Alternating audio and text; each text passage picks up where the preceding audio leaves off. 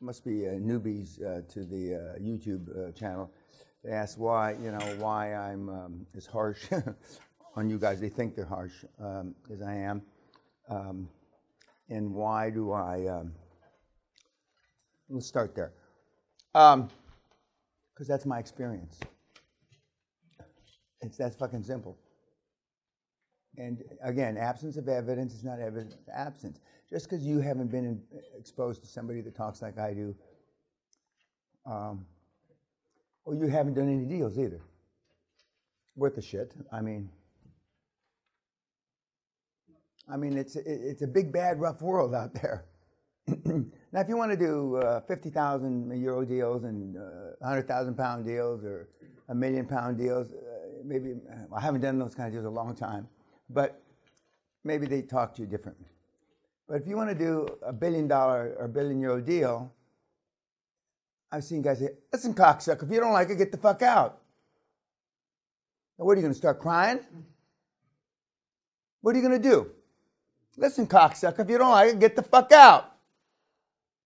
Now, what? Based on your experience now, what are you going to do? Now, some of you tough guys, what are you going to grab them?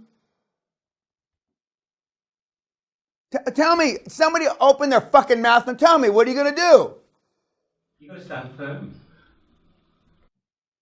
Well, that doesn't sound too firm, what you just said. I mean, give me a fucking break. You got to stand firm. Okay? So what are you going to do?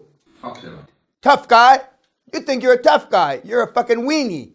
What are you going to do? What are you going to say? Listen, fat man, fuck you. Get the fuck out. Fucking here to get the deal done. Huh? Stay here and we'll get the deal Yeah, done. well, that may work. And then again, it may not work. Somebody was talking about the takeaway on the film yesterday. One of the guys said, "Well, didn't you do the takeaway? A takeaway is you change the terms at the deal and say, fine, close my briefcase up and I leave." That's how I got the Bow Valley deal done for several $100 million many years ago. Is my guys were giving commands. If I close my briefcase, in those days I had a closing briefcase. I don't have a closing briefcase now. Close my briefcase. All of you, close your fucking briefcases up. Head for the door no matter what they say, no matter how much they beg. We go to the door, we go to the lift, and nobody says a word till we get in the fucking limo. And just like Allah made fucking green apples, that's exactly what happened. That's exactly what we did. One of the guys in the lift started laughing a little, and I kicked him because they have, even then they had cameras in the lifts. We get out in the limo, and then we just start, a couple of the guys were roaring because it had gone just as I said it was going to go. And I'm going to get from you emails. I already know who's going to send them to me. Dipshit 1 and Dipshit 2 here.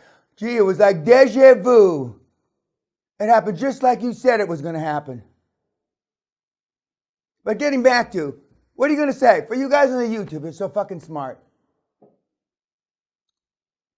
See, you know that you're not ready to deal in that parallel world that I talked about yesterday. So you stay away from it. You know intuitively, in your little soul or heart or whatever you want to call it. Just like my dad stayed away because of the experience. You know.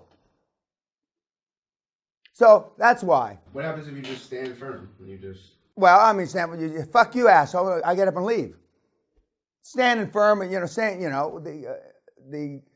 we're saying, as he said, we're here to do the deal, that dog won't hunt. I mean, obviously something happened for the guy to talk that way, and normally what happens is your lawyers and accountants try to change the deal at the close. That's normally why. But the guy that said, "Why don't you do the takeaway?" is a guy in that room at that seminar was worth about $10 million. So he had done a takeaway. And so, and I bust his balls, and he's a Mexican guy, and he had been a sheriff for 5 years, and he went back to school. I don't know if he went back to school before he was sheriff, and I'm sure he's listening. He's going to fucking email me now. But and so he had done a takeaway. He had, but he had $10 million, which was about 9.9 million more than the rest of the guys in that class. And but I jump on him and beat him all the time because he should have $100 million at 39 years old. I think he was 39. Hector, now don't write me, Hector, please. But he's about 39, 40 because he had some skills. And I beat you not as much as you can take. I beat you beyond that. Because if you can take it, that means it's in your comfort zone, doesn't it? So I push you. Like Murphy's Law, people rise to the level of their incompetence. For those, I can just tell nobody's ever heard of Murphy's Law. That's not Murphy's Law. That's the Peter Principle. You're right. Thank you for correcting me. I stand corrected. What's Murphy's Law? Anything can go wrong. Oh, okay. Peter Principle. Thank you. And I push you. We'll just see. You have a question, or are you just scratching your bald head? You raised your hand. No. Yeah. Didn't you raise your? No, it was a fly. Oh, it was a fly. Okay. They wanted to land on his bald head. So, so I push you beyond, and I don't do like I know athletic coaches, Olympic coaches. They push you along just 5 or 6 or 8% beyond your limit, 5 or 6 or 8%. You know, no. I push you 300% beyond your limit right away because I only got a year to work with you. That's it. And so I'll push hard. I really push hard. But getting back to the YouTube kids, that's why you do it. And I've said this 5-10 times in the last several years, but there must be a new YouTuber. So for the benefit of the YouTube kids, I'm saying it again. Another thing, I didn't have time to watch the debate because it doesn't really make a shit what happened. But I do know that when I didn't have the time, when I had 5 or 6 or 7, 800 people in an audience, when I used to do the seminars like that, and I didn't have time to be able to focus on you as individuals, my results were too spotty. Now, I used to give the seminar to 6, 8, 900, 1,000 people for free. I used to get a big room at the airport and do it for free. I used to get PBS, public broadcasting. I used to get free advertising on public broadcasting. I even got an award for the advertisement that I did in public broadcasting. And free was horrible results. I had people like, and I'm jerking Fiddler here around, Fiddler saying that I didn't like the lasagna. We feed him too. I didn't like the lasagna. Or now with all the gluten shit, I can't even imagine giving a free event, you know? And yes, we have. People say they have all these dietary things we've given them anything, and nobody died. Nobody got sick. Nobody got a headache. Nobody got shit. We didn't do it on purpose, actually, but we switched chefs. He didn't get the message, blah, blah, blah. So, you know, we've even given people allergic to fucking peanuts. And nothing happened. I only wish that I had thought of that industry. And, you know, just like I'm envious of Al Gore with his goddamn globe. I wish I had thought of it. I'm jealous because I see all this money going by. But that's why I'm so tough on you on the weekly reports, because I know it's going to be tough. And better I make you cry than the guy at the closing make you cry. Because you're only going to have one time to make a first impression, and that's all you need to do is cry at a close in front of your board. And that's happened to me. Not with me in it, but now can you just imagine crying at the close? A man, not a woman. No offense, ladies. Don't give me a bunch of fucking emails about that. Because somehow he wormed his way through to the close, past accountants and lawyers and industry experts, and nobody had really put the heat on him until some pushy lawyer from New York put the heat on him, and he didn't know what to do. He didn't know what to do.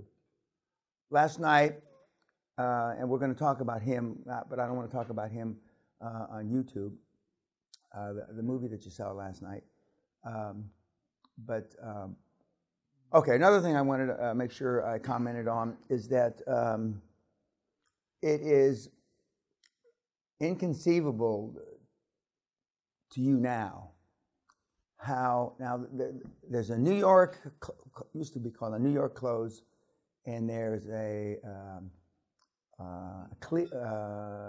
Wichita Falls, Texas close. Okay, in New York, you know, they don't care if you like them. Whereas in maybe Wichita Falls, Texas, they care. Or maybe Seattle, Washington. I've never closed anything in Seattle, come to think of it. Canadian closes are different than New York closes. Canadian closes are different than Chicago closes. Because the close meaning the last transaction when you're signing all the papers, is a reflection of their personalities. And guys and gals from New York realize time's money. They don't want to fuck around. Now, several of you have now that I've interviewed, about a quarter of you, you'd say, you know, they liked the deal, they liked me, they took me to nice restaurants, they did. Well, that's no indication they're going to do the fucking deal. All that's doing is allowing you to reduce your defense mechanisms. But somewhere, someplace, somehow, you think wrongfully, just because a fuckhead took you to a nice restaurant means a goddamn thing. Do you realize these guys have budgets? If they don't spend them, they're reduced. Does everybody understand that? If they don't spend the fucking money, they're reduced. So let's just say a senior manager has $50,000 a year to spend in expenses. Let's just say, I don't know if that's a number, and he only spends $18,000. Well, guess what? The next year, he doesn't have a $50,000 budget. And do these guys take their wives out to dinner on their expense? Yeah. Okay. When you see their wife at the business dinner, or if he says, bring your significant other, he's trying to spend money. He's not trying to be nice. But you think, oh, he must really like me. He told me to bring my slag along.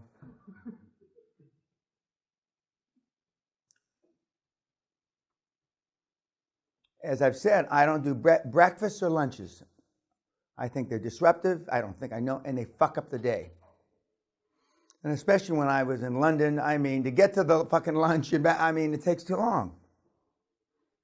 What I did sometimes is, because I had a chef, you know, in the next room that cooked the meals there, so I didn't lose too much time. Most of the big hitters eat at their desk. If they eat at all. And they're not on the treadmill. I should have a little sign-up thing here selling treadmills and stand-up desks. And I wouldn't sell any. Sign up any. One other thing before we get off YouTube and then we talk about the movie. The whole idea, a couple of you have asked me, banks are a problem. They want to take your money. Yeah, okay. You for one, okay? If banks are a problem, it's because you're not dealing with them correctly. You're not dealing with them from strength.